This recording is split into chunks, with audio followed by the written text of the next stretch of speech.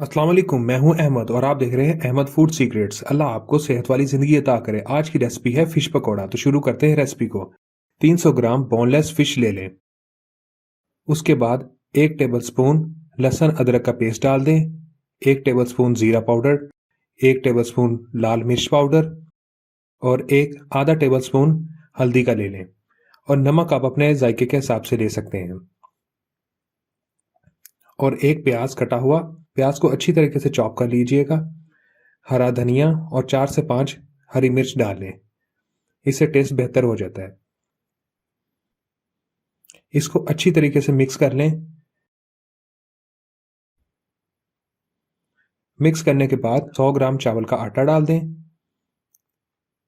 और 1 कप बेसन का डाल दें। चावल का आटा पकौड़ों को क्रिस्पी बना देता है। और पानी आप अपने हिसाब से दे सकते हैं। और इसको अच्छी तरीके से मिक्स कर लीजिए। मिक्स करने के बाद अगर आपको लगता है कि आपको पानी की ज़रूरत है तो आप पानी और भी डाल सकते हैं।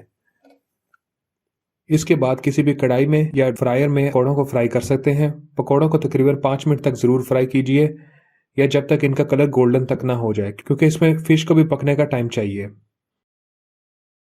जब आपको लगे कि पकौड़ा पक चुका है तो आप इसको बाहर निकाल लें और किसी भी केचप के साथ आप इसको इस्तेमाल कर सकते हैं।